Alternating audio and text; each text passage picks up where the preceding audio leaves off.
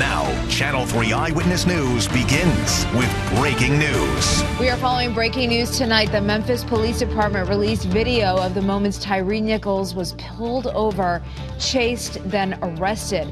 In the video, you can see brutal moments where he was beaten. Channel 3 Eyewitness News reporter Bryant Reed has that video, and he spoke with a police expert who broke down what was in it. Bryant.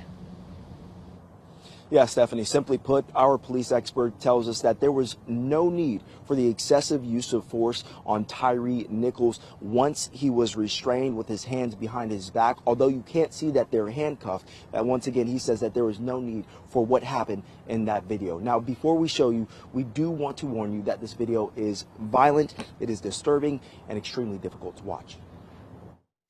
Almost 3 weeks after Tyre Nichols was pulled over by Memphis police, a traffic stop that would eventually lead to his death, the video of what happened on the evening of January 7th has been released. They had enough people there where they should have been able to apprehend him, peacefully get him into custody. Law enforcement expert retired Lieutenant Paul Vance watched the video moments after it came out and breaks down what went wrong. Where do you look at it and say, okay, this is beyond trying to arrest this suspect?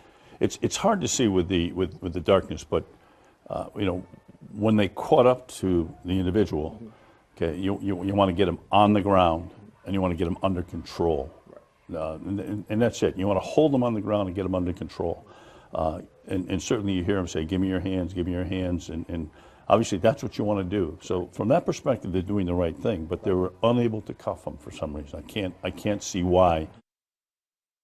While Nichols lay on the ground screaming for his mom, police screamed at him, telling him to stop resisting and to give them his hands while using pepper spray. The most telling video of the abuse he then suffered comes from this camera on top of a streetlight. You can see Nichols down on the ground suffering blows from an officer's boot and another's baton. And after Nichols is standing up, one of the same officers punches and slaps him while the others hold him until he falls. Body cams give you clear-cut evidence. You can see exactly what's said. You can see everything that's done, what's said. Okay, so it protects the officer, but it protects the victim too. These are the 5 officers who have since been fired. Officer Desmond Mills Jr. graduated from Bloomfield High School in Connecticut. 3 days after his beating and arrest, Nichols died from his injuries, and now all 5 officers face murder charges. Vance says the brutality never had to happen, and de-escalation is crucial in situations like these. You use this thing, your mouth, as a professional police officer, more so than you use your fist. And that certainly is, I think, what we're all taught. I know it's what we're all taught.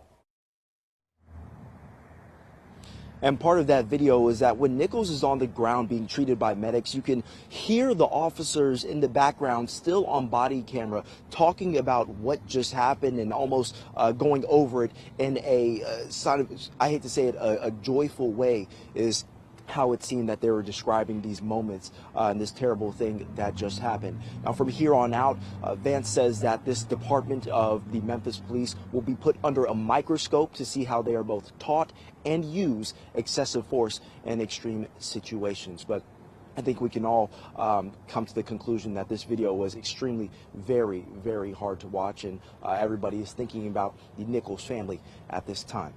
For now, live at the Capitol, I'm Bryant Reed, Channel 3 Eyewitness News. Bryant, thank you.